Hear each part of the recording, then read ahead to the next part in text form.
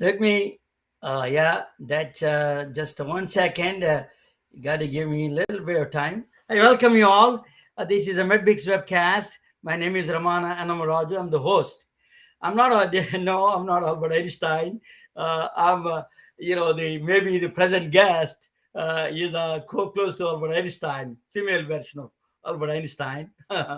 So, welcome you all. So is a diversity is a my channel is healthcare media channel. It is a diversity. What we promote is diversity in thinking and diversity is so important nowadays because it's not just a diversity in has to be including the organizational structures, mathematics and physics and arts and technology. All of them are important in the thinking to actually come up with a very good solutions. In order to get a good solutions, you need those. So my channel is that promoting that wide variety of thought process, wide variety of industry leaders from the healthcare. I wanted to interview them, and then I present a topic related to some kind of a history related to mathematics and physics, and then the accomplishment of the past and present, and connecting with the present. So it's going to be exciting. I have a very distinguished guest. Her name is Dr. Irene Dankwa. She's born in Ghana and grew up in, then she went to Bernard College. She is a nationally recognized healthcare leader. She worked in the NIH, National Institute of Health, and she worked for IBM Health. And she is now the presently chief equity officer for Meritive, formerly known as IBM Watson Health. And she was IBM deputy chief. Right now, she's IBM chief deputy health officer for the Meritive, the company, which is formerly IBM Watson Health. Well, let me bring her. Welcome. Let me bring Irene on the on the stage. Just to give me 1 second. I'm going to bring her. Irene, welcome. Welcome to MedBix webcast. Thank you. So Thank tell me your background. You came from you were born in Ghana. Tell me what is your experience of healthcare? How did you end up here? Is it the cross section of technology and medicine? Yes, first of all, thank you for this opportunity to be here and have this conversation with you. I am very honored and I appreciate your reaching out and inviting me to your program. As you mentioned, I was born in Ghana, so that's where my roots are from. I was born there. I went to high school there and came here for college after I finished high school. I studied biochemistry at Barnard College and went on to also study medicine at Dartmouth College. I actually want to add that given my background, I was really interested in public health as well. I consider myself a public health professional, very passionate about population health. So I also got a master's in public health with a focus in infectious disease in epidemiology. And so I did both an MD and an MPH while I was in med school. So it was a 5-year program where I took my master's in public health at the Yale School of Public Health. Um, and so that's basically after I finished my medical degree in public health, I came to Baltimore and did my training in internal medicine. And after my training, I went and did, I came, so I was at Johns Hopkins Bayview where I did my training, as I mentioned.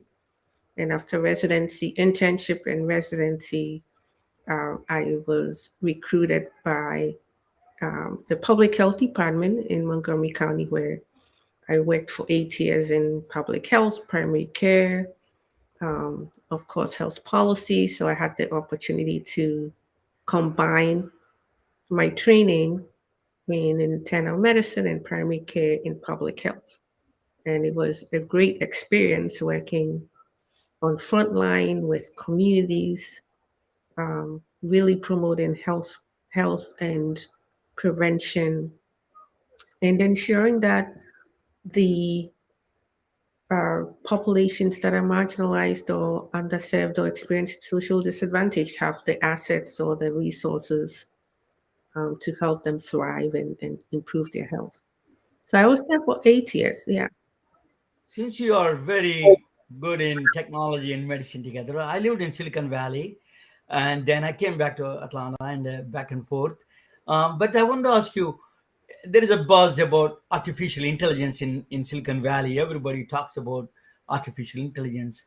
What role artificial intelligence can play or doesn't play in the equity, health equity that you are so passionate about in the healthcare arena?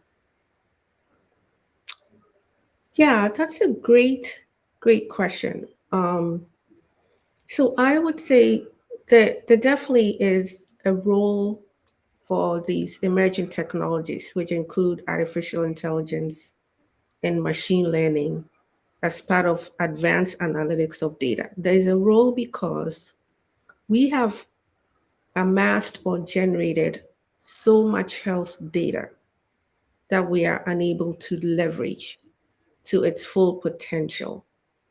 The current data that we're using now to generate evidence, to inform clinical decision, to inform how to treat patients is mostly from clinical trials, which, as you already know, are very selective, right, of a few patients, or from, you know, um, data sets that may not be representative of the entire of the population or of different data sets, different populations. But we know that there's a lot of data. Your patient generated data may be different and unique to you than and mine as well. And so what artificial intelligence can do is able to look at all these data. I mean, we're talking about trillions of data that our own eyes or our own analytic capabilities is unable to analyze. We need sophisticated AI or emerging technologies, machine learning, to really to be able to help tease out, track disease patterns, identify, trends that occur in different patients, so that we'll be able to generate the scientific evidence that we need that's specific to different populations. Otherwise, we're just practicing one size fits all medicine. That's where AI comes in. But this is where we also really need to be very, very careful about how we're using AI. When I say careful, it means making sure that we're really looking at comprehensive data sets, right? Right now, AI may be used on just a limited few. If we expand it, that's where it can really help to address health equity because we'll be including the universe of data, the right amount of data to really develop insights. So, Irene, the first challenge is the cleaning the data. There's a lot of flawed data there, right? This is not clean. A lot of bathroom data, people producing all kinds of data. That itself is artificial intelligence can fill up the gaps. You think in the future, like a clean up the data itself. I think you make a good point that it's one thing to clean up the data, right? Artificial intelligence will definitely not help clean up the data. So we need to have the right data architecture, the right platforms, really to help promote AI. So you're making a right point. Absolutely true. Okay. So another thing is I wanted to ask you a bias. Artificial intelligence is still is a program is created by the programmers like so many people. So if I am Indian, I create a more favor to Indians. You understand Indian culture. You're African, you understand. So the white, the Caucasian, they create. So this is a big problem. Is it? Do you think is a problem artificial, the bias in the artificial intelligence itself? I think that we all need to be at the table to make sure that we're using artificial intelligence right. So it's not for the developers. The developers have to be open enough to work in teams. Everyone has a role to play where the clinical people or whoever will say this is the right content to use, or these are the right feature variables to use in your model. The developer, can put in all the statistical measures, but they need someone who would say this is the right feature variable based on evidence. This is what you need to, you're missing this data.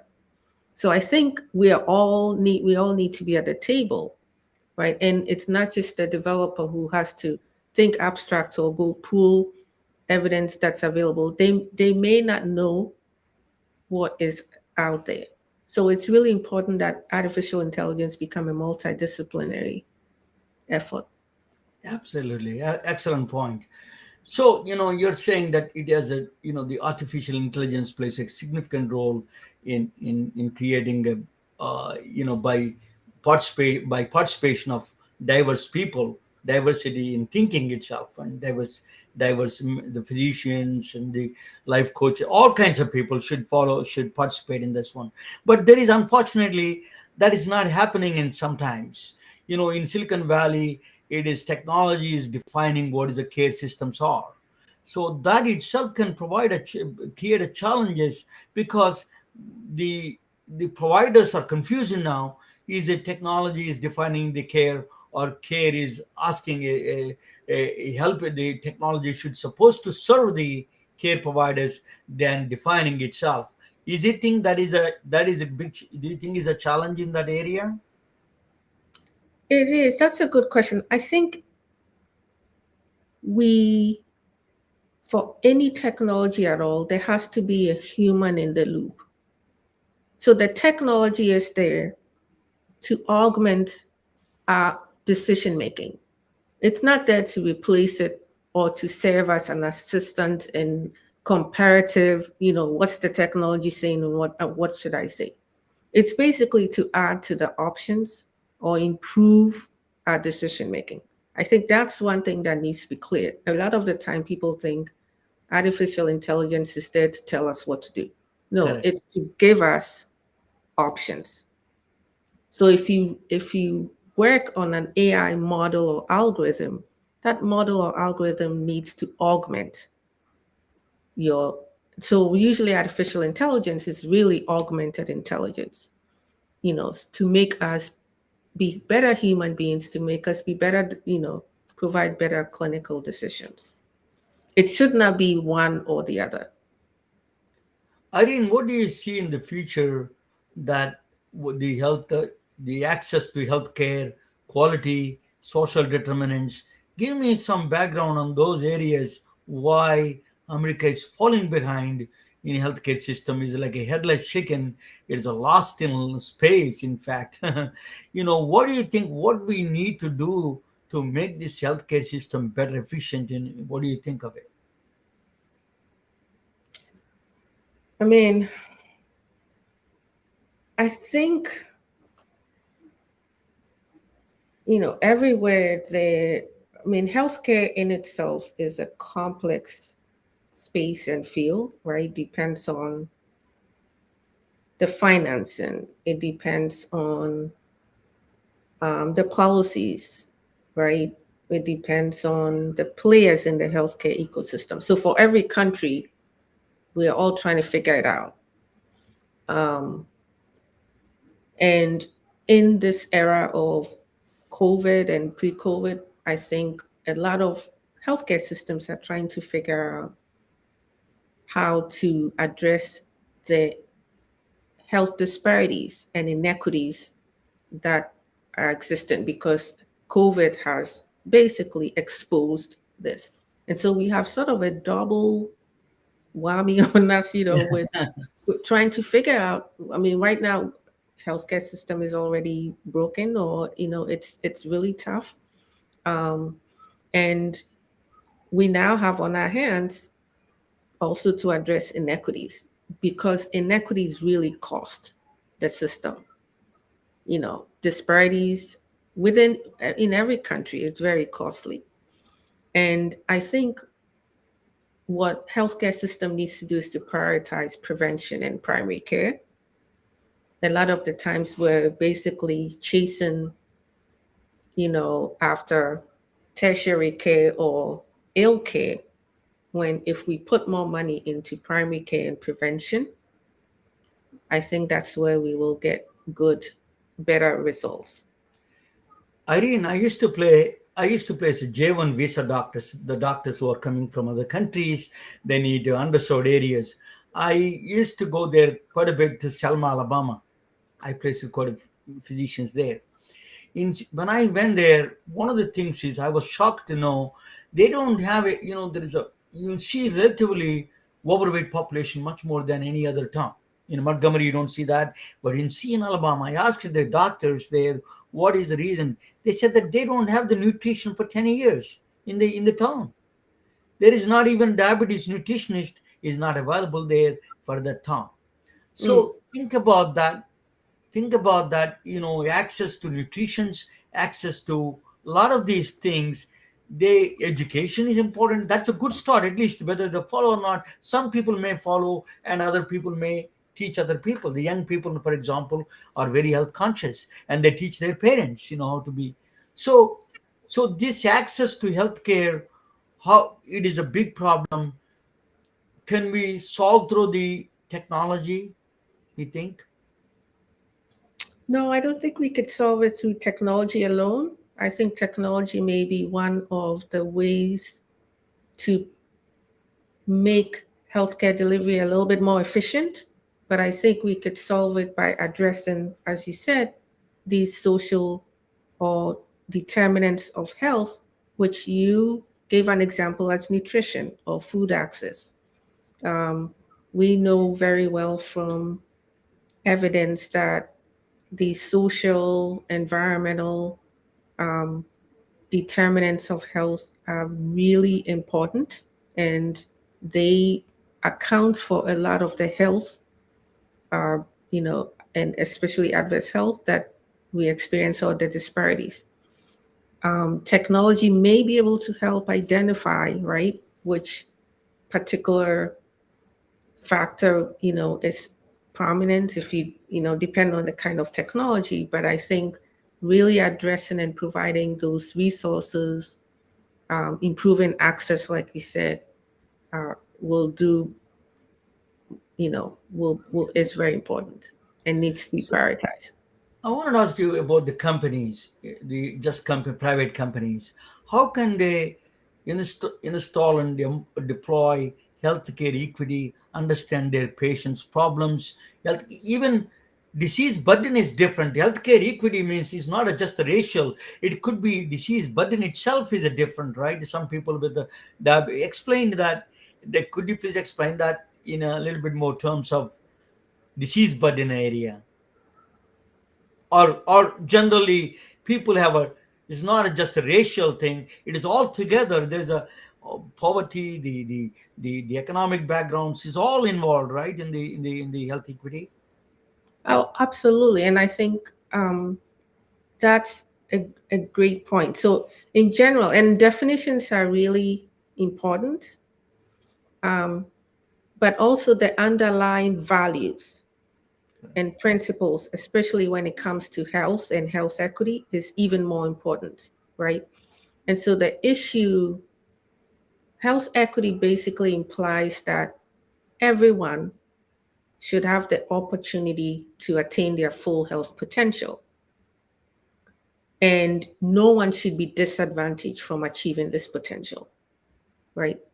And what's this potential, right? It's basically making sure that um, we help that, and that's why health equity is looking at those unfair differences, because it's a type of unfair difference that is associated or closely linked with your socioeconomic status, your an environmental disadvantage, um, and it and so when we look at health disparities, it affects those groups of people who systematically experience greater obstacles to their health. And it could be based on race or ethnicity. It could be based on, um, you know, where they live.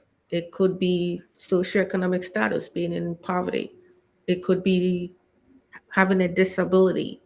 Um, and so all these character or even other characteristics that are linked to discrimination or exclusion. So you're right. Health equity is more broad, not just race and ethnicity, but thinking about a particular type of health difference that we see in groups that are systematically experiencing greater obstacles to their health or from achieving that potential. As you mentioned, Irene, health equity is a global problem. It's not just limited to the United States. What are the what are the things that other countries is quick to adopt, or what is that we need to? What kind of things they have to do, including in the United States, to address the health equity? What they have to do actually? Um, I think we right. I think one of the things to do is to look at health more broadly, right? That um, prevention, primary care, wellness. I mean, I think this is everybody's uh, priority. We all are participants in our health, but most important, we need to ensure that we are providing all populations or everyone with those resources. Some may need more resources or opportunities than others, but that's the goal to, and that's why health equity sort of is a process, but focusing on prevention. And when I say prevention, not just in the health sector, but also looking socially. In countries where where they have good social systems, social health, they do better on health outcomes. Um, we seem to in the United States, we're trying to connect, really expand on the social determinants of health, and the healthcare sector is now looking at transportation and food um, and all those social determinants that were had been sort of in a separate category. I think when you look at that, that's where we need to go in terms of. Irene, do you think the companies, like big companies, should hire health equity officers to really monitor that health equity itself? What is your view on that? Yes, I mean, for the most part, I think you're right. After the COVID pandemic, there's been a rise of chief health equity officers, and a reason being that organizations realized the importance of health. Health is particularly important and essential to well-being, essentially essential to for someone to participate fully and contribute to society. And so, ill health, having a disease or illness threatens an individual's ability to fully participate or be productive members of society. And organizations saw during the COVID how employees were vulnerable and how they needed to really, I mean, productivity was linked to, health and well being. So you're right. Based on that, a lot of organizations are thinking about Health- having someone, a chief health equity officer, who could look at not just the health of the employees, making sure there's diversity. These have all been proven to increase productivity in organizations, and foster innovation. Irene, we talked about discrimination. I'm going to present a story.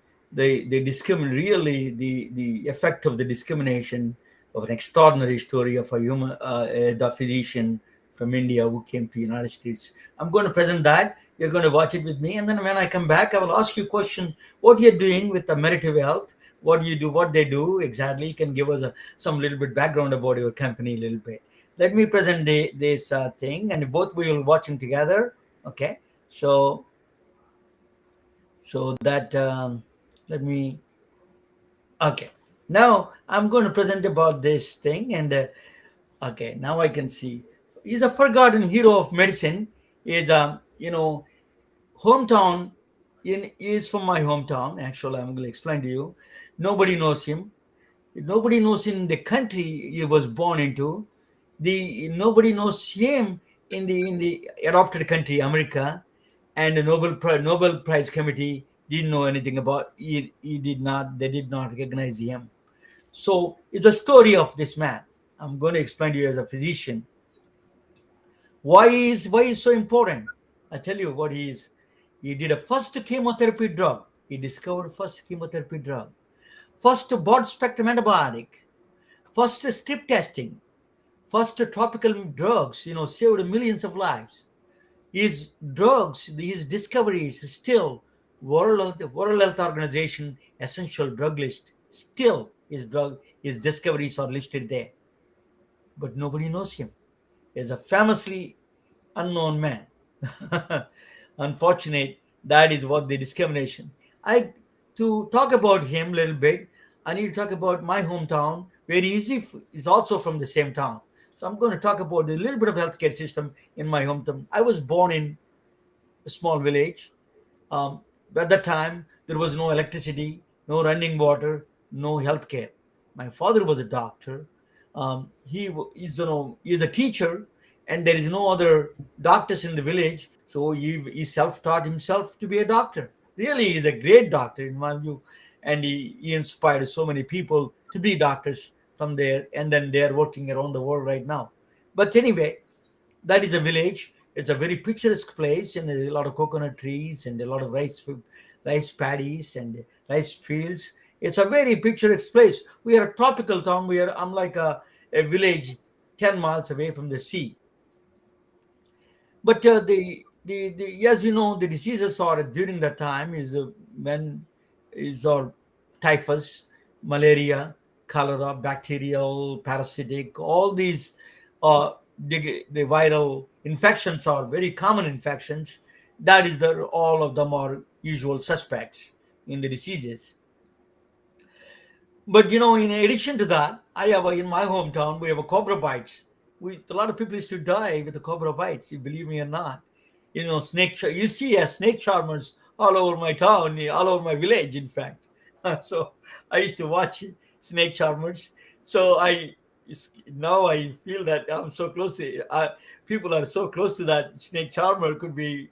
I used to watch it like that kid, close to the cobras. But cobra is very poisonous. It can kill you within 12 minutes. But that is a big problem. The other problem is some suicide. That there's not much, but I heard in my entire high school, one person is called he drank the endin. It's called endin, which is a pesticide. He drank and died. So very few, but there is no chronic diseases. There are probably there, but they're not prevalent. You don't see them. Um, Probably less also in my view, because even though you would have, we would have noticed it, the chronic diseases are, but it's not. I think it is a modern day problem. So, what is the healthcare in village? My father used to go in a bike, in a bag, and I used to go with him sometimes. You go to the rural village, they go and see the patients right there in their house, and then they treat them, all of them, and give them medications. It's a very small village area. All the doctors do the doctor's bag, and then they go there and do stethoscope. And my father used to do that. He was a teacher also. He was teaching the daytime and the evening time. He was doing this. But the pregnant woman, they go. Midwives are the most way of delivering babies. I was born through midwife, at home.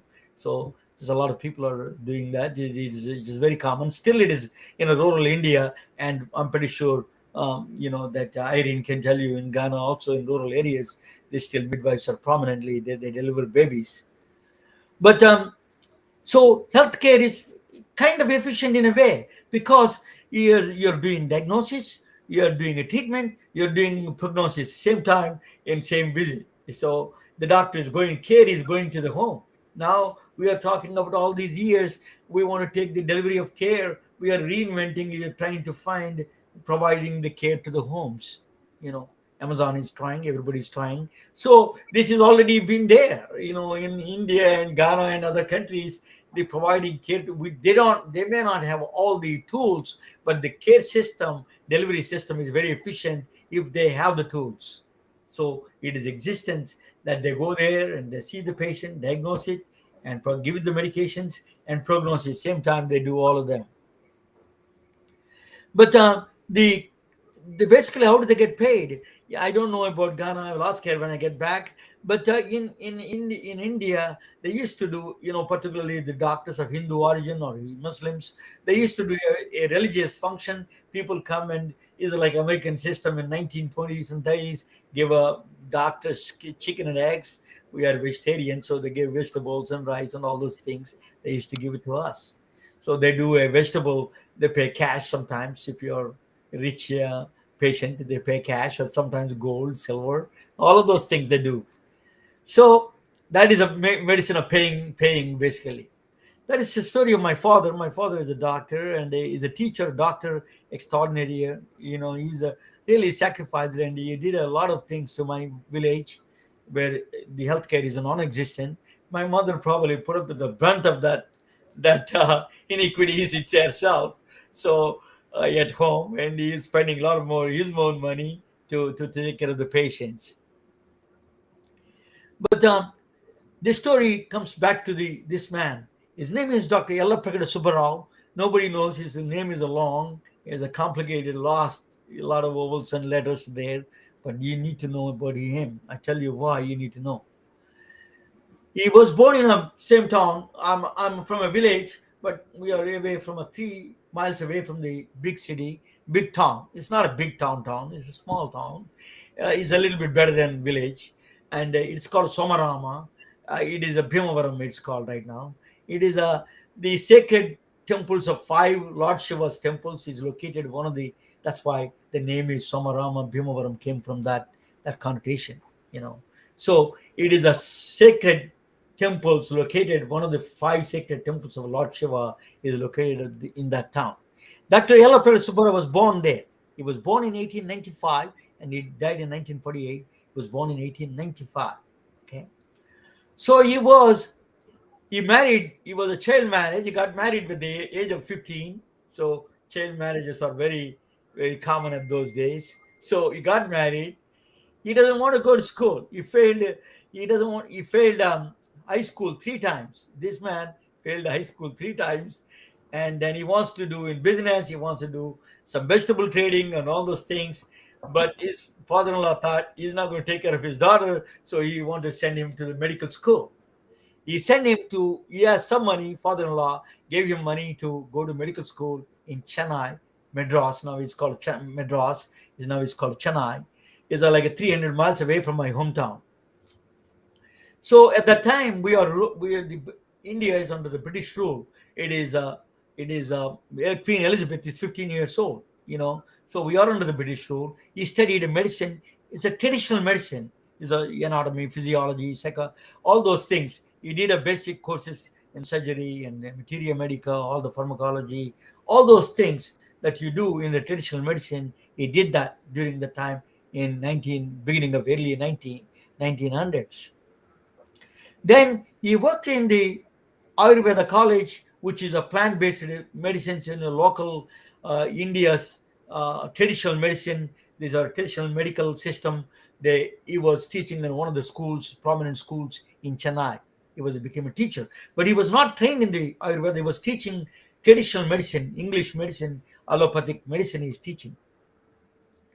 Then he applied for Harvard Medical School in 1923.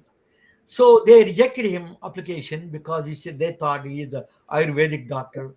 They don't want him. So he sent his letter saying that he did the traditional medicine. He was just teaching in the Ayurveda school because that is the only place he can find a job. So I asked him to reconsider. So Harvard gave him admission in 1923.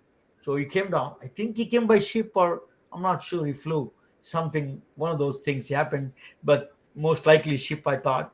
So he was admitted into the tropical medicine school. Then in 1923, is one of the 100 years ago. Think about that, guys.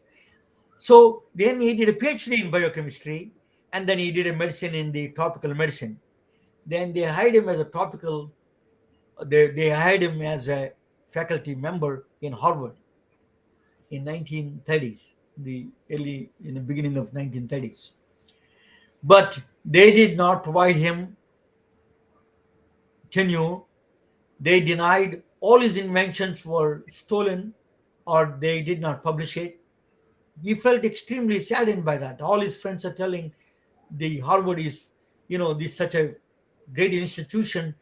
During that time, he felt a discrimination. It is written in the Wikipedia. I'm not making up. It is, when you read about him in the Wikipedia, it says he was clearly discriminated. They found his papers after his death. I will explain. So he left Harvard and then joined in the Letterly Labs. At that time it's a very small boutique lab. It's a lab. They're doing a lot of drug discoveries and all those things. So he was denied tenure. He was denied. He discriminated. He was discriminated. He has stolen papers, all of them. So he went to Letterly Labs. Yeah, during that time, he invented a first strip test for the phosphorus. As you know, the mineral in the body, first mineral is a I forgot, calcium, right? Yes, blanking out sometimes. Calcium is the first mineral. Higher the next mineral in the body is the phosphorus.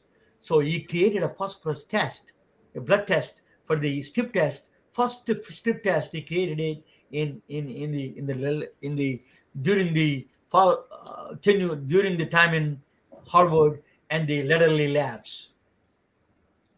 So that is the first invention. The second invention, he invented a drug called hetrazone. Hetrazone is a drug. It is now part of the World Health Organization essential drug. It is now they are thinking it is probably extending as a part of the treatment for the COVID-19, and is a part, definitely eosinophilic viruses. It is eosinophilic lung, not a virus. Eosinophilic lungs. It is a treatment in a tropical disease, a big problem, including me. I went through that. So hetrazone saved millions of people. So nobody knows he invented the hetrazone. He discovered hetrazone. The second invention, that is invention. Now they're trying to use that hetrazone tablets for Zika virus and other areas, river blindness. They may be using that to treat that. So he is the discoverer for the hetrazone tablet. Then the mother of all his inventions came. In 1940s, the biggest disease for the children in the cancer is the blood cancer. You cannot do the radiation therapy, or you cannot do surgery because blood is disseminated the entire body. So you need a targeted drug. They don't have the targeted drug. So he discovered a chemotherapy that called methotrexate. Methotrexate is the first drug is a antifolic, analog to the folic acid.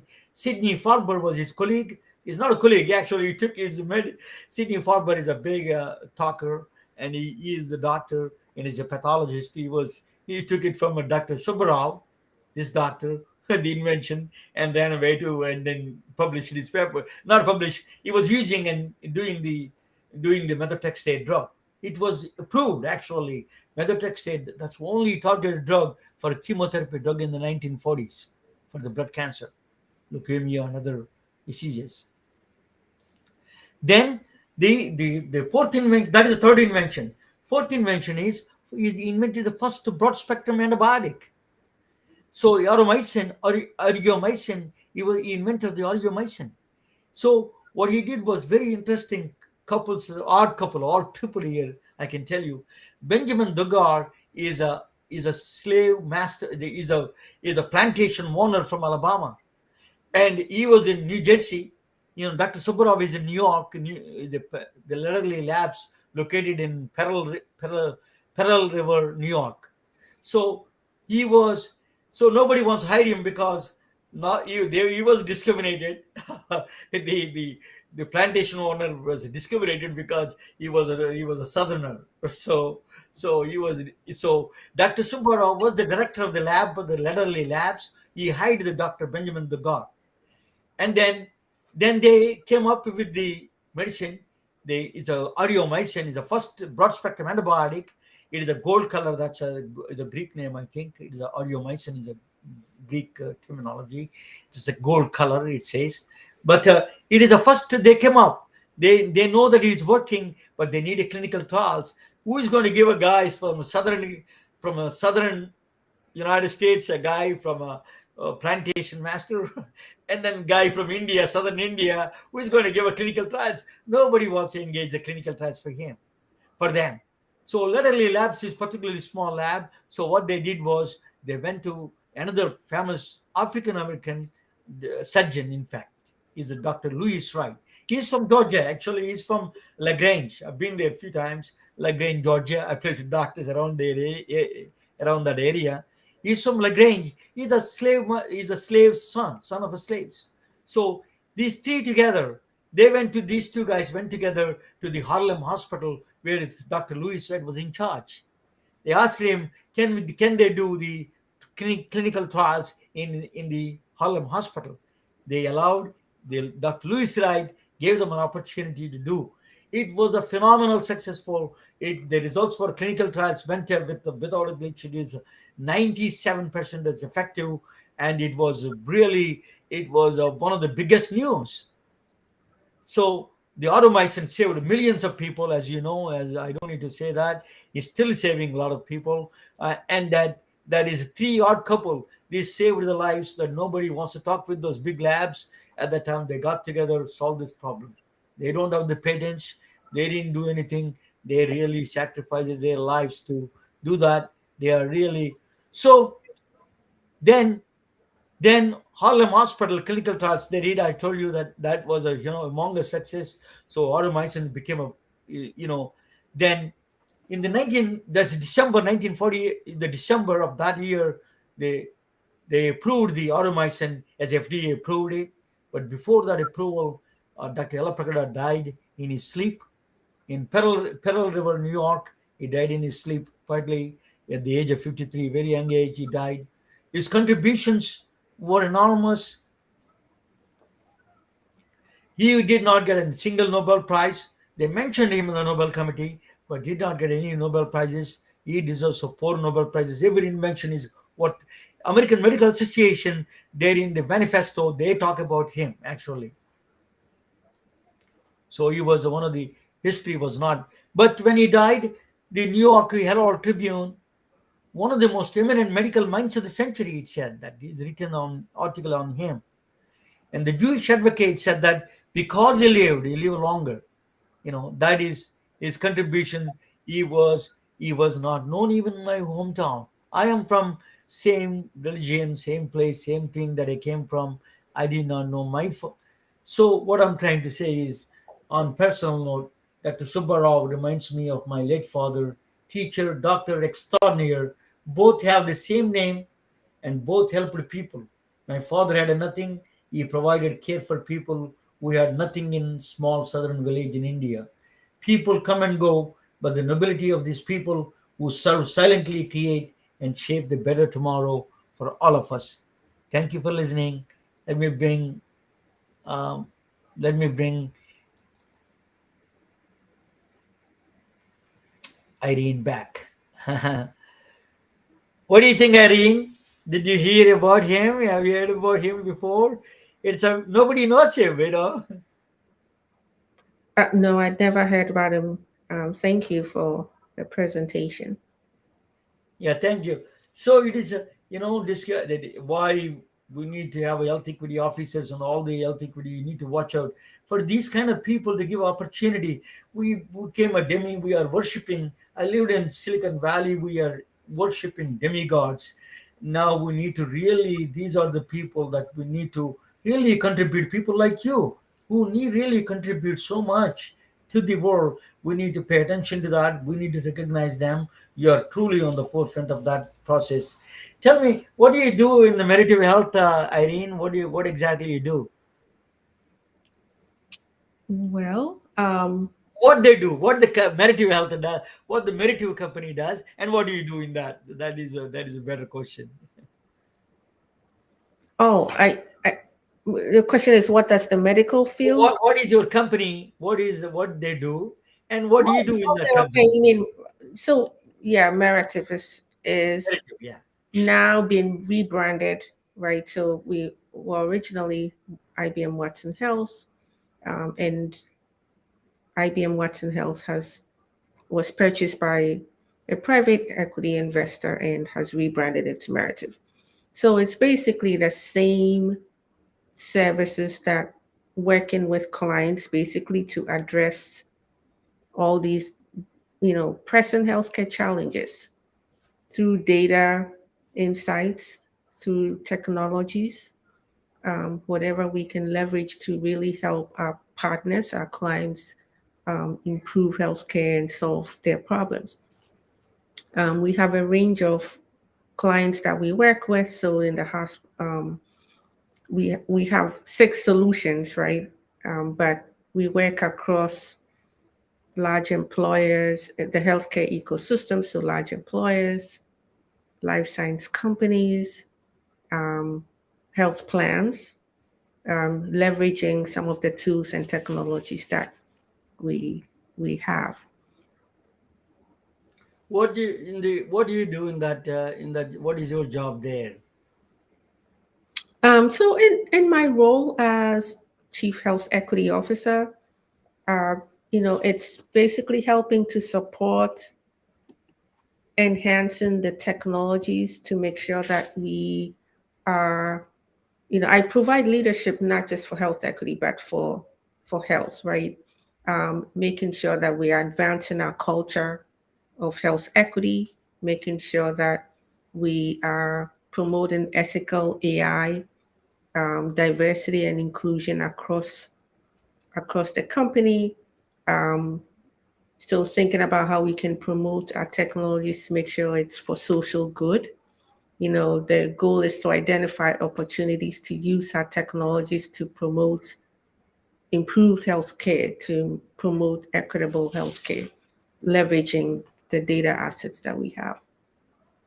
You're a faculty member in the George Washington University in Milken Institute of Public Health. Tell me, what is the role of there? What do you do there? Oh, well, this is mostly, usually across, in the past years, I have been a guest um, lecturer, just, helping to provide um, seminars on healthcare and technology and health equity. And just most recently, I joined to really help support the current health equity, health workforce, health policy. So I'm still trying to figure out, um, a make sure that I work on health policy and management around AI and machine learning tools and what will be needed. So we're still trying to devise a curriculum or um, No, you're project. doing you're truly a treasure to American system, American healthcare system, Irene. Truly an honor to talk with you. And if you can stay there after this broadcast, I will talk with you a couple of minutes. But it's truly an honor. You're a really blessing to the American healthcare system. You're people like Thank you. you We so need much. more and more. Thank you so much. I'm gonna tomorrow. We're having a. I'm interviewing a physician, astronaut, a doctor, and the aquanaut. She goes into the bottom and the top, both, and the into the space and into the marines. So I'm going to talk with her. Let me thank you so much. It's truly an honor to talk with you, Irene. Thank you. Thank you for inviting me for the opportunity. We are retelling their stories through our patented designs that can be worn on scrubs, t shirts, printed on conference bags, and endless other promotional materials.